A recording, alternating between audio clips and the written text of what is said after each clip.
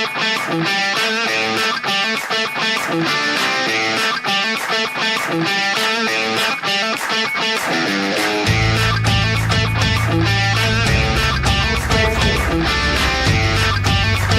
aplauso para los movimientos.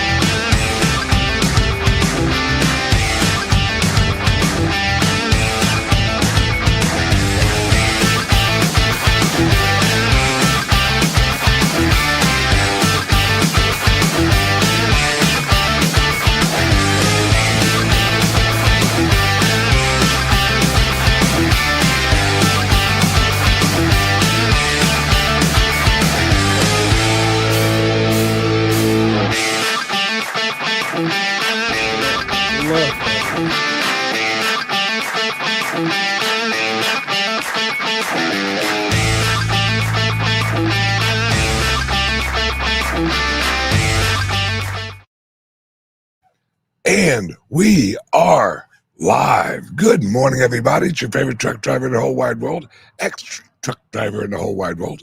It's Bitcoin Ben here for the daily.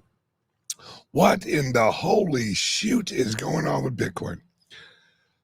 Number one, before I jump in here, and I'm not going to say his name, I just want to give a shout out to the young man who wrote me a letter explaining how he actually took 35% of his money and he put it into the Bitcoin. Well, you know who you are. Thank you for the letter, and your handwriting is looking very good. Great job, young man. Great job. Okay. Shout out to you, brother. Hodl. This, and I'm actually, just to let you know, young man, I'm actually going to keep this right here, right by my little RV studio. So shout out to you, little man. Okay, guys and gals, what you guys need to know right now is, as you've heard me say this before, we're at war. We're at war with the old system, and the old system is fighting back. And in order to have ammunition against us, they had to buy Bitcoin. That's the great thing about the Bitcoin. In order to go to war with it, you have to buy it. You need the ammunition of the thing you're trying to kill. That's exactly what JP Morgan, because remember, JP Morgan looks long term. They're looking at Michael Saylor and they're seeing exactly what I know is coming. Michael Saylor will evolve into a bank. JP Morgan is the #1 bank out there. JP Morgan has already realized they've lost to Tether. Tether actually makes 4 times what JP Morgan makes. 4 times. And that's Tether.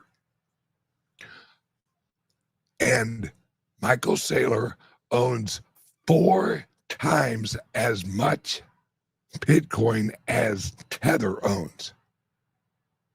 Put that into fucking perspective.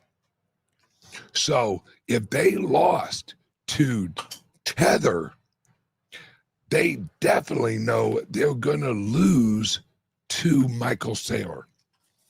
Now, how does the old system get rid of companies they don't like or situations they don't like? And this is completely political. Don't let them fool you.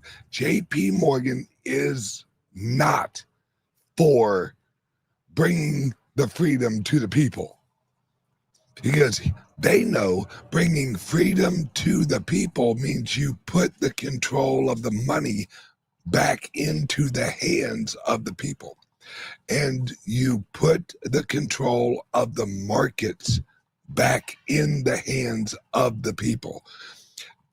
See, JP Morgan has thrived under the centralization of the U.S. economy and the banks. JP Morgan has purchased hundreds of banks over the years. They have consolidated a lot of banks into JP Morgan. That's their game. That's what they play. And how do they play it? The shorts. They have borrowed shares of MicroStrategy, and they have shorted the shares, dropping the price, because they think that they can shift the momentum. That's all they care about, shifting the momentum negative on Michael Saylor's MicroStrategies. What they don't understand, or maybe they do, and they're just they realize that they're dying, and so they're reaching out and trying to save themselves. They realize that their system is now the weakest system in the choices of systems. The Treasury, the Federal Reserve, knows they're the weakest system in the options of systems. Look at the Federal Reserve. They adjust their interest rates so that their system doesn't collapse. That's their job. Their job is to set the price of the money in the system. Well, now the system isn't listening to them, because they and the federal government, remember, the Federal Reserve holds Treasury bonds as what holds up the Federal Reserve dollar, Treasury bonds. So they hold the debt of the most uncapitalized federal government, or any government ever in the history of the world. The federal government puts out $500 billion a week. Let that fucking sink in. They have to sell, or let's call it refinance. They have to actually get another credit card every week, and they have to charge up $500 billion every week so they can pay off an old credit card. Does that sound like it's gonna last? Does that sound like this is completely normal? This is completely, let's put it this way. If you owed $100,000 every week, and you went out and you got a credit card every week, and you charged that $100,000 off of one credit card onto another credit card, are you making progress? Are you sleeping good at night? Are you looking at your home fucking finances and going, we're good? No. As soon as you make that 1 week payment, you're sweating your balls off for the next week. You're counting the days until the next week when the money's due. That's what the federal government is doing. Now, luckily, they're the ugliest horse in the race. They're not the ugliest horse in the race. They're an ugly horse, but the rest of the horses are even uglier. And so everyone, not everyone anymore, a lot of people were placing the bets on the ugliest horse. And that ugliest horse just broke its fucking leg. And all of the other horses have 2 legs broken. So the ugliest horse in the race now has a broken leg. It's already ugly, but the race continues. Now, there's a new entity in the race. That's the Bitcoin. It's the young, agile, more, it is physically healthy. Is it smaller? Yes. It is a smaller horse. But that smaller horse is more agile than the big horses that have broken fucking legs. The Bitcoin system is simple. It just does what the code tells it to do. It is the code.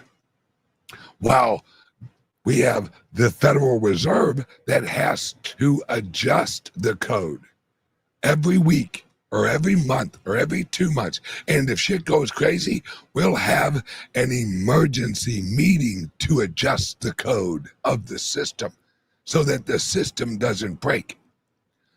That's what we're living through. That's what we're involved in. That's what our government is reliant on, the credit card of the Federal Reserve, because the rest of China doesn't want any of our debt. They're selling our debt. The only thing propping up, and look this up, the only thing propping up the monetary system of America is legislated purchases. Where, if you're this kind of entity, you have to hold 30% in treasury bonds, according to the law. Now, if you have to write a law for someone to buy something, Obamacare, that something must not be fucking very good. Healthcare sucks. Insurance sucks. So what does the federal government do? Hey, let's make it legal, because all of the companies inside of the healthcare system are about to die because they're overpriced and they give you absolutely shit service. That's the Federal Reserve. The Federal Reserve is the healthcare system of the monetary system. They give you shit service. They're overpriced. Their utility is absolutely fucking horrible. Just like when you walk in and you go to the doctor, please fill out these forms. Please let us know your family history. Please let us know your fucking blood type. What's your temperature? Do you feel good? Do you feel bad? When you go into a bank, you get the same fucking treatment. Hey, I'd like to make a wire from here over to there. Okay, what's your financial history? What's your purpose for your visit? Just like the doctor. What's your purpose for? Well, we have analyzed the information and we have chosen to not give you this service. Jack Mallers was kicked out of JP Morgan. They told him, we're closing your accounts. And Jack Mallers like, And Jack Mallers on MSNBC, he said, God, this is why I love Jack. He basically said, I don't care what Epstein's banker thinks. I think his exact words were, I don't care what Jeffrey Epstein's banker thinks. That's a slap in the fucking mouth right there. And this is the environment we're in. Guys, just because we got rid of Joe Biden doesn't mean the threat is over.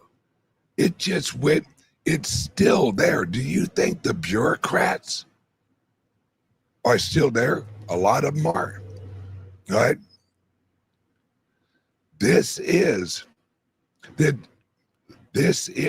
at war with the old system, and the old system is all of the people that were making money off the system, off the old system. They don't want honesty. They don't want the ability to manipulate the system to go away. They like the Federal Reserve. They think it's a positive that if someone does some horrible investing at a bank and the bank's in trouble, they think it's good that they can manipulate the price of money to cushion the blow. Folks, you either have a free market or you have a slave market. And we're in a slave market. We are all slaves to the Federal Reserve. Your dollar, the shit you work for, all right, that's their money. They produce it. And it's going to shit because they're losing credibility. More and more people are seeing the other system. A great example is Grant Cardone. Hi. Hey, Grant. All right. Grant Cardone, a year and a half ago, wanted nothing to do with the Bitcoin. Nothing.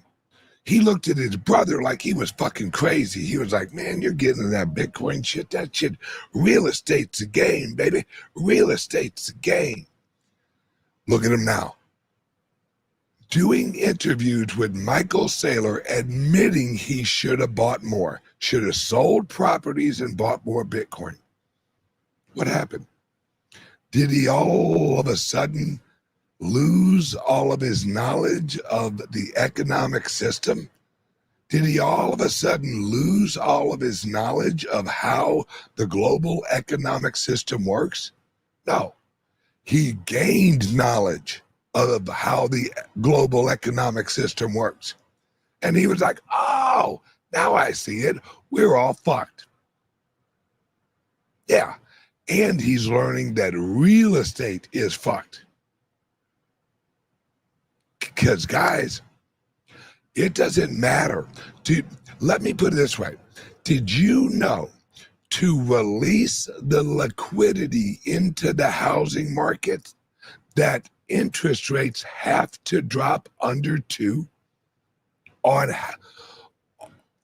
real estate loans? Let that fucking sink in.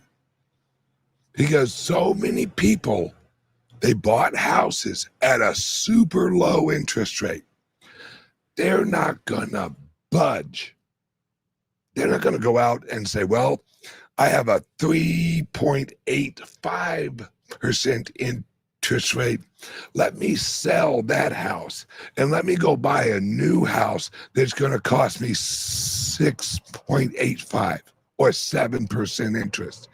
You've lost your fucking mind. That's why he knows the real estate is fucked. The real estate, the only reason that housing prices haven't collapsed is no one's attempting to sell. No one's attempting to sell.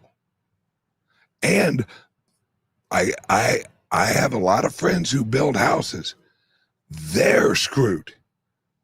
They're screwed on land deals that they actually bought 3 or 4 years ago that now they're looking to actually build houses.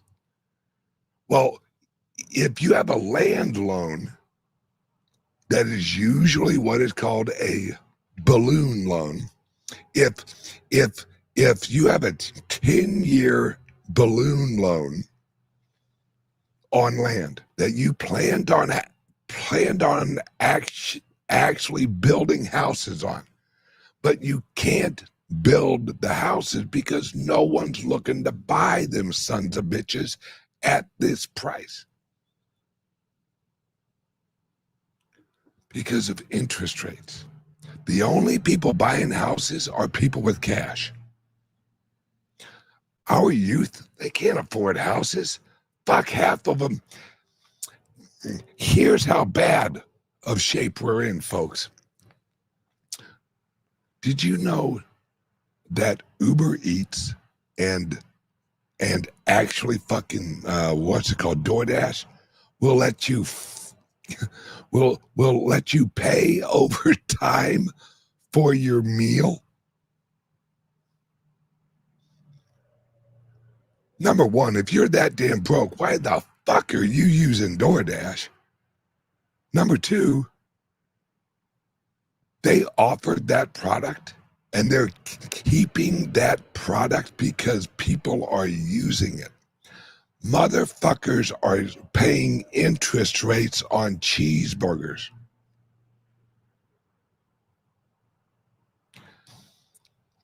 That's not good, folks. See, it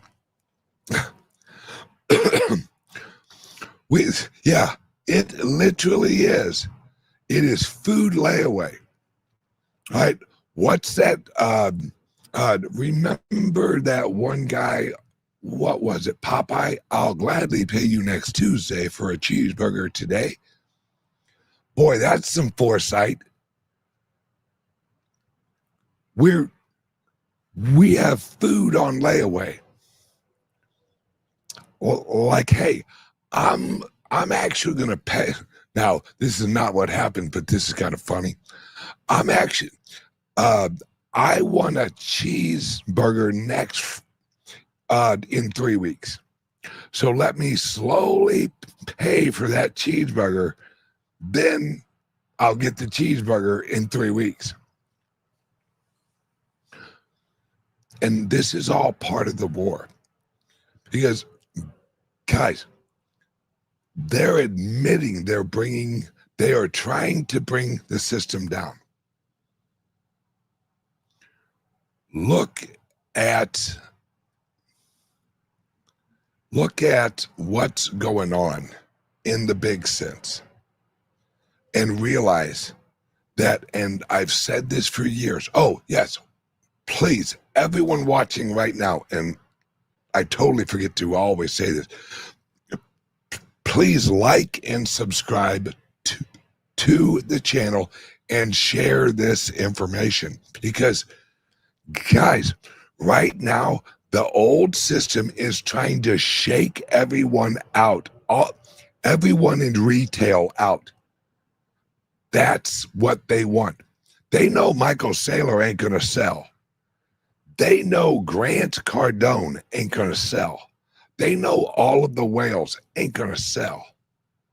They're trying to shake out retail because they're more worried that you'll see this as an opportunity to get out of their system.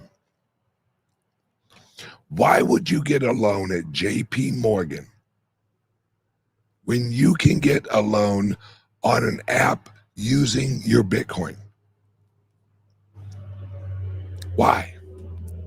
Because trust me, there's no one out there who's like, you know what corporation I really love? That's JP Morgan. They're my favorite company in the world. Yeah, so they did a little drug dealing. So they shipped over cocaine in the early 80s and through the 90s and into the 2000s. So they were Jeffrey Epstein's banker and they knew what he was doing, and some of the executives were involved with the shit he was doing. Big deal. They're a good company. This is a criminal system. Since 1913, it's been a criminal system. Because in 1913, the plan was to set the interest rate. As soon as they announced, we are going to set the interest rate for money, that's admitting that we're corrupt.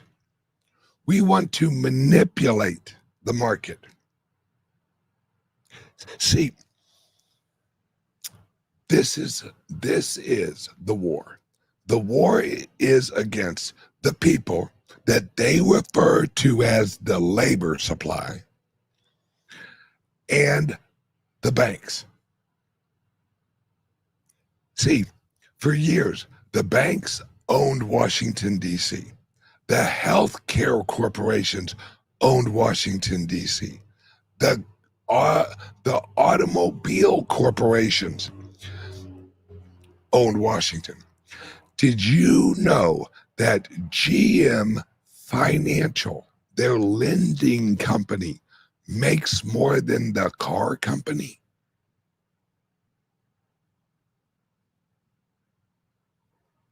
Let that sink in. A car company's most profitable asset is the lending company that they own, not the car. It's almost like the car is the loss loser for the financial company. That's how the system works, folks. They don't give a fuck about their products. They give a fuck about the financing mechanisms that their product can be leveraged against. They make more money off the money than they do the product. That's how everything is financialized. Everything is financialized, but they don't want you in a system that cannot be altered. See, they can screw with the price, but they can't screw with the protocol. And that's what bugs them. They know that they can play with the price a little bit, but they know they can't fuck with the protocol, no matter what they do. JP Morgan could completely capture Core, and have them change it where there's 100,000 or there's 100 million Bitcoin. But it's a consensus protocol.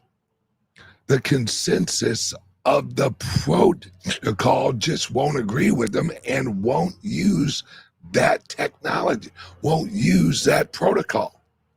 And their 100 million Bitcoin will go away, just like Bitcoin Cash, just like Bitcoin, whatever it was, like LSD or something, whatever the fuck they named it. Because the consensus will follow the original protocol. So there's no threat, and don't worry about quantum. This whole quantum shit is absolutely bullshit. It's the biggest threat to Bitcoin is quantum. Really? Because quantum would have to attack every node in the Bitcoin network at once. And they could, even if they could actually attack every node at once, it would last for 10 minutes and then it would reset. That's it, folks. There is no threat to Bitcoin from quantum. It's all bullshit. It's all absolute bullshit.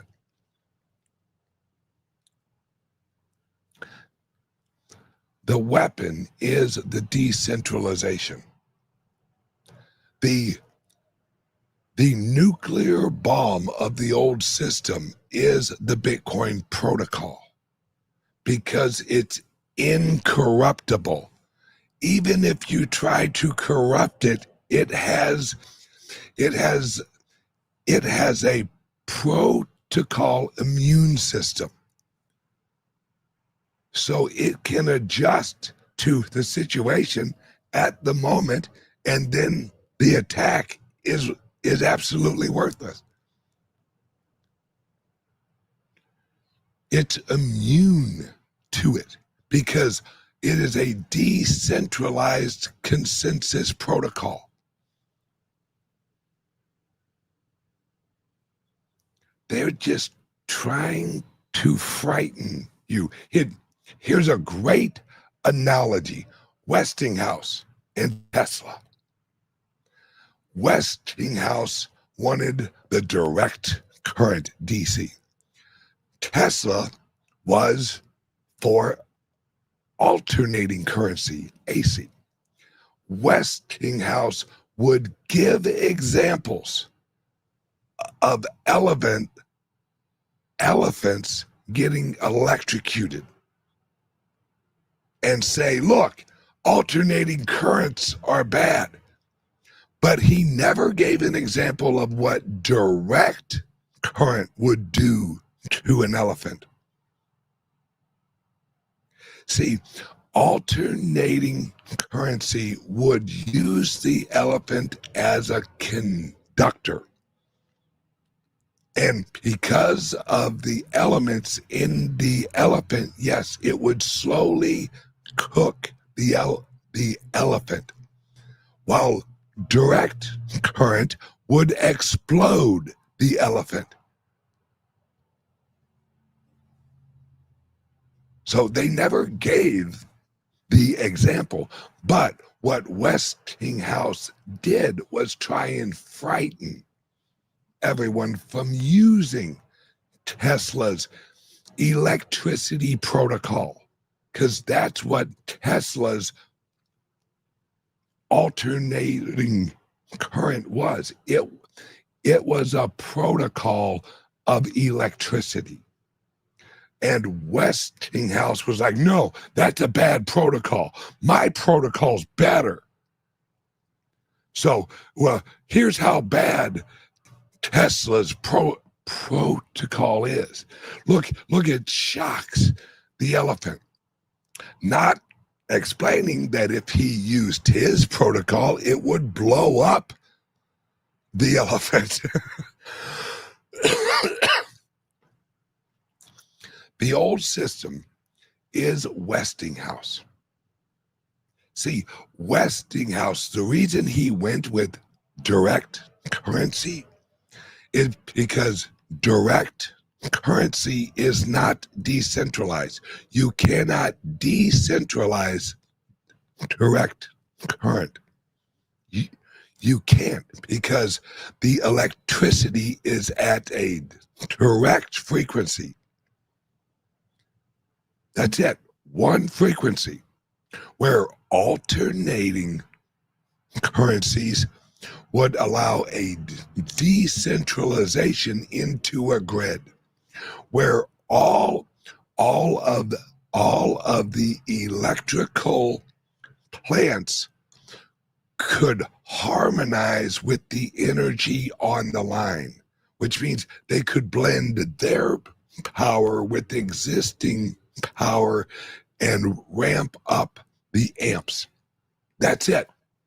While Westinghouse, the reason he wanted his protocol used is every 12 blocks you'd have to have a power plant, because that power plant would only run those 12 blocks, because you couldn't tap another line in from another power plant and harmonize the electrical waves. He wanted to create a monopoly of power where he owned all of the electric generation plants. That's what Westinghouse wanted. While Tesla's like, no, anyone can plug in to an alternating current electricity network.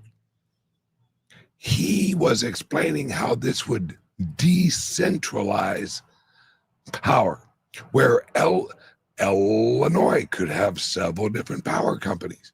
Florida could have several different power companies, or you could have a co-op. And that's why alternating currents worked, because it actually decentralized the protocol, which means more humans and more electric companies could then participate in the protocol of AC electricity. So J.P. Morgan is the equivalent of Westinghouse. They want to centralize. The Federal Reserve is the Westinghouse of the financial system. They want to centralize the control. The federal government, as it is right now, and as it was with Joe Biden and for like the past fucking forever years, has actually been a centralizing organization. See, have you ever heard a politician who is like, I created 4 million jobs? You know how they did that? Regulation. If you regulate an industry, you are creating jobs for the regulation in the company.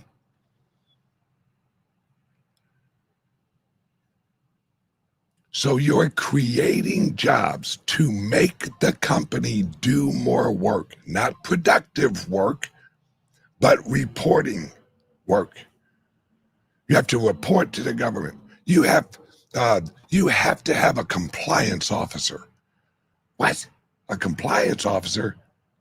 Yeah, because we have so many regulations on your industry that you need an expert on the regulations.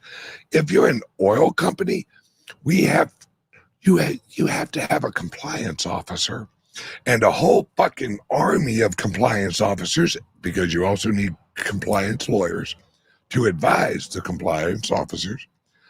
They create this whole system that has nothing to do with productivity.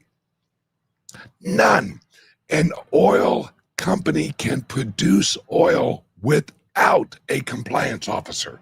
It isn't like the fucking compliance officer is out there fucking poking holes in the ground and getting oil.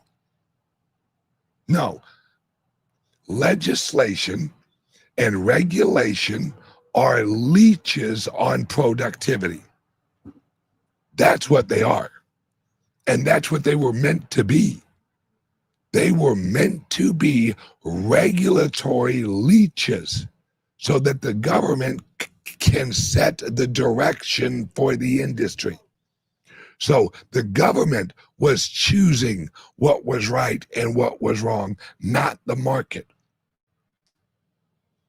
And when you do that, you destroy your fucking society, because then your society is not choosing the direction of the markets and products.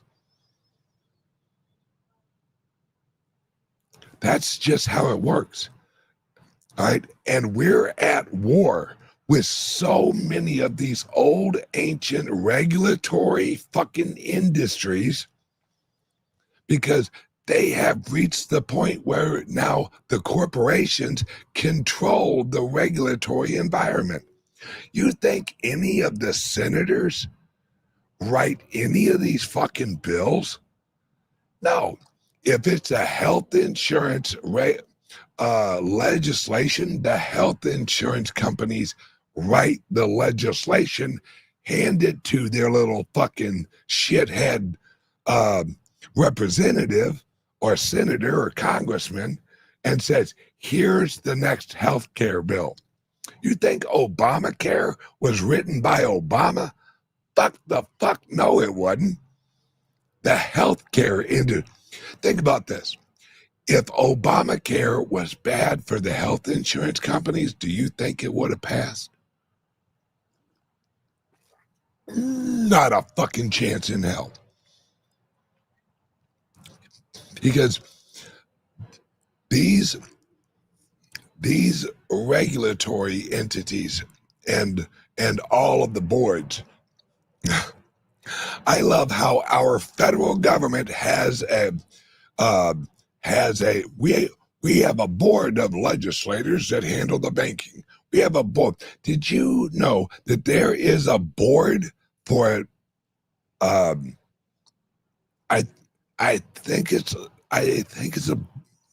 is a board for endangered birds? That there's a board in the government that legislates endangered birds.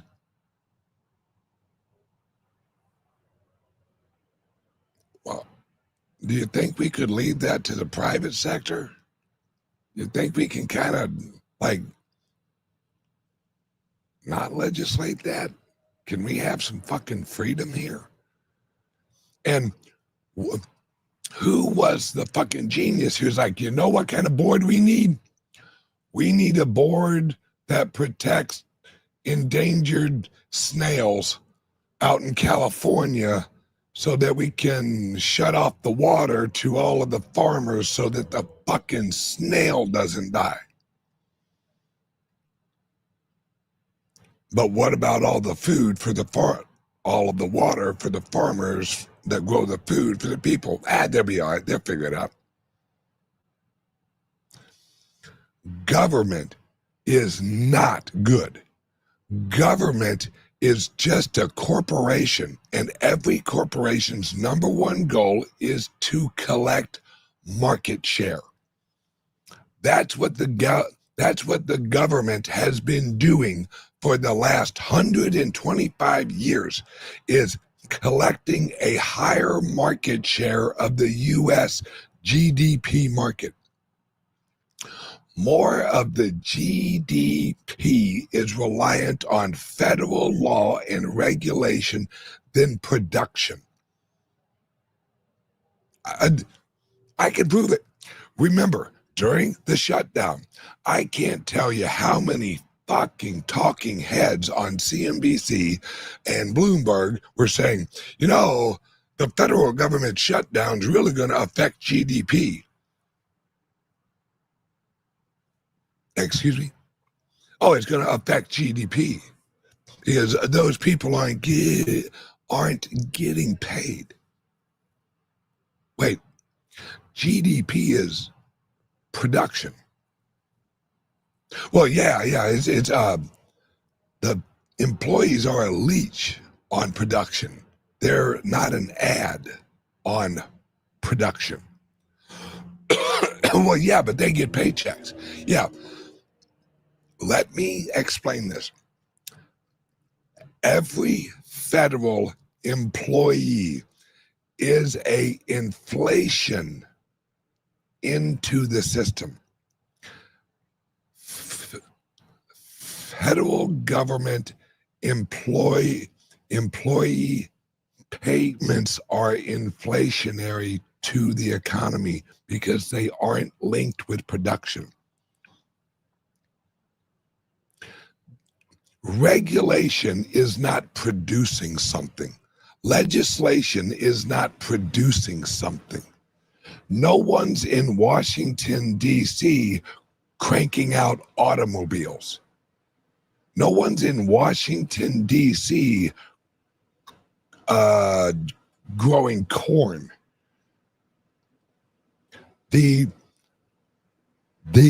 federal government payroll is inflationary in its nature because you are injecting capital, injecting money into an economy that isn't that isn't attached to the production of a saleable good.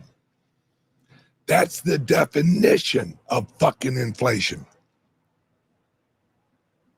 If you're not producing anything, but you're issuing money into the economy, that's inflationary in itself. That's why the Federal Reserve has a 2% inflation rate target, because they know the federal government, just by itself, the employees of the federal government, their payroll will lift it at least fucking 2%. It isn't that's their goal. That's what they'd like to keep it at, or at least the illusionary number. Oh, everyone watching, please hit like and subscribe if you want to hear some more of this shit, because I do it every day, Monday through Friday. Wait, Monday, Tuesday, Wednesday, then on Thursday, I got my CEO Jay, then on Friday. Please hit like and subscribe and share. Now, I could rant about this shit forever. What I am doing is I am working to produce products and services to help the general public and apparently now companies get into Bitcoin. That's why I launched the credit union. That's why I'm launching the resort in El Salvador, which we just closed on the resort last week. Great job, team. That's why I have all of the clubs, because I'm looking long view. I'm not looking to work with the system. I'm looking to replace the system, but it has to be a slow process.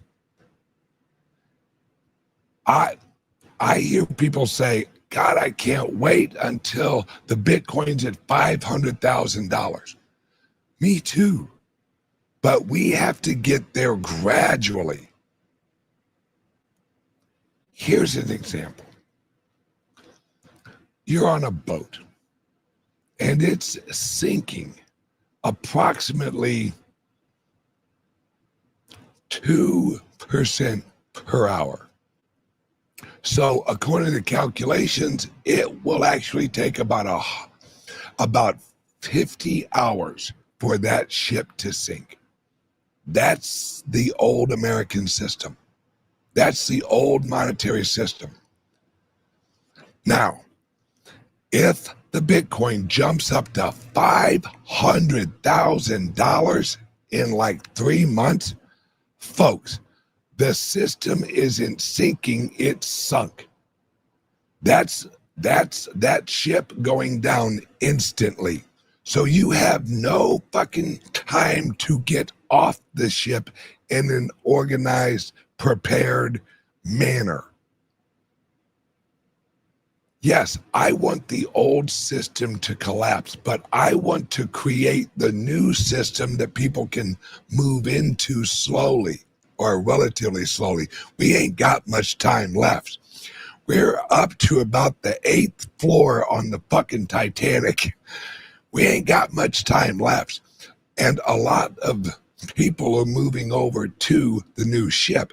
And let's be honest, some people are going to go down with the fucking ship. JP Morgan. But I'm okay with them going down with the ship because they created the motherfucker. They're the son of a bitches who actually built the ship. Let them go. They are the captains of the old monetary ship. Let them sons of bitches go down.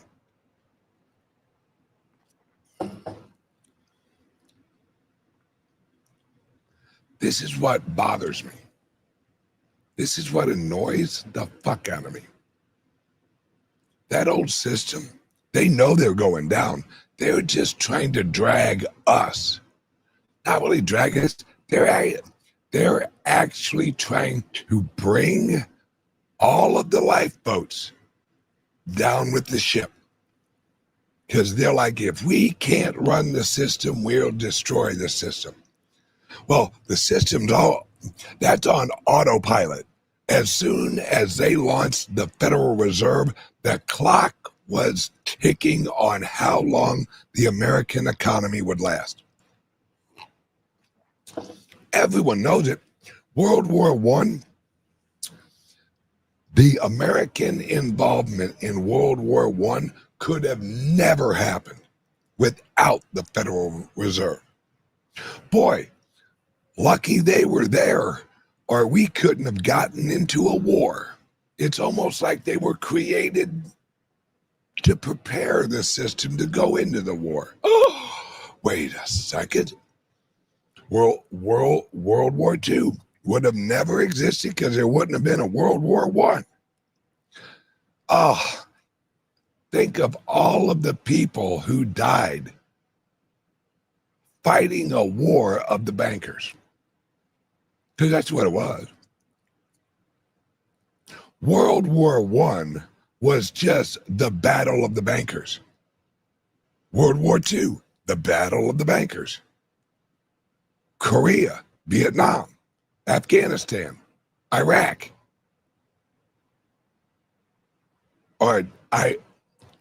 Iraq, battle of the bankers. And we're used to fight the wars for the bankers.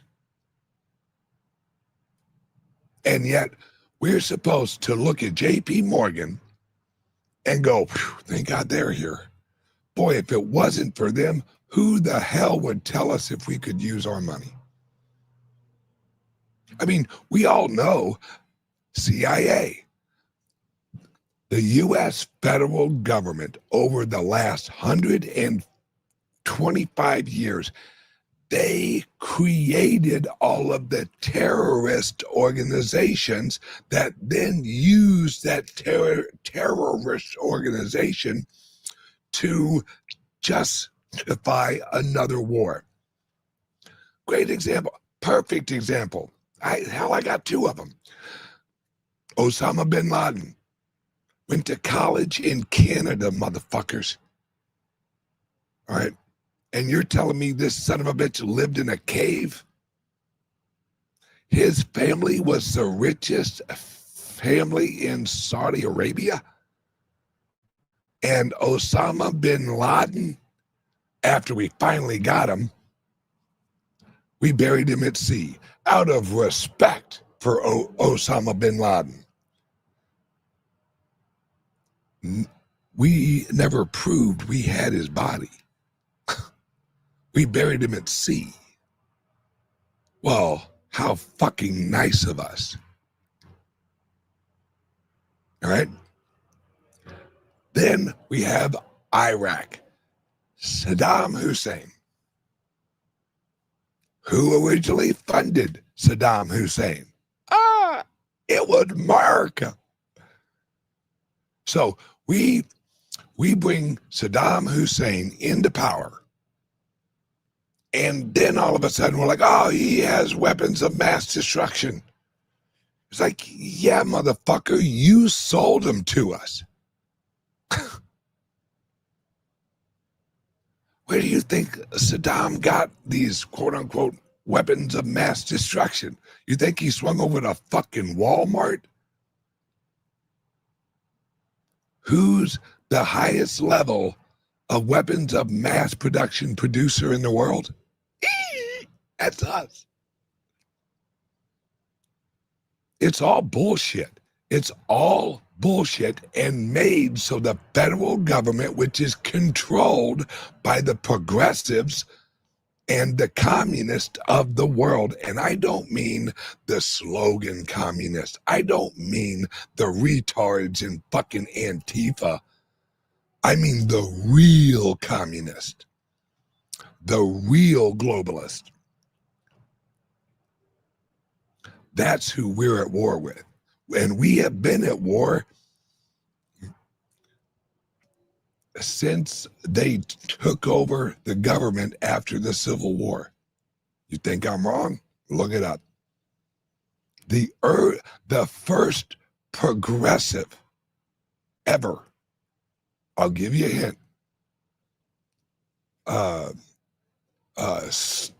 Speak softly, but carry a big stick. Guys, this has been 150-year plan to take America down. And we've had this war several times. 1920s, we had this war. The 1950s, we had this war. The Red Scare, 1920s, and the McCarthy era of the 1950s. And in 2008, that was another little episode we had. And that's when they officially took control, was 2008. And we have been fighting against them since. Guys and gals, you have one weapon against this. That's the Bitcoin. Don't look at the price. That price is to fool you into this I'm going to sell fucking mentality. Because they have tricked you. Because they have set in your mind to value their US dollar that they print up. Hell, nowadays they don't even print it. They just type it into a computer screen.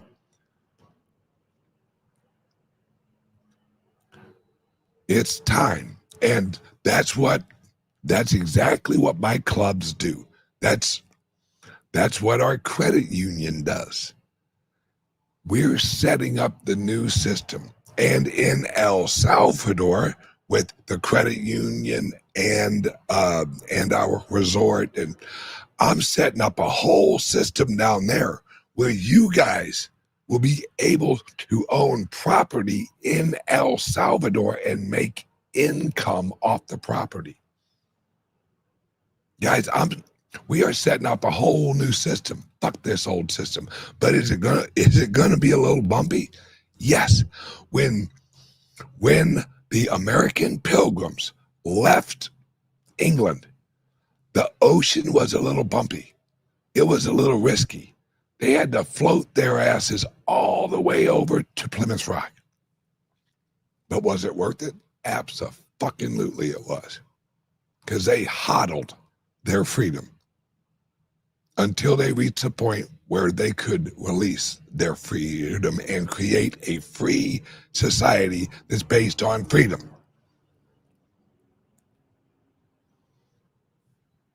This is your chance.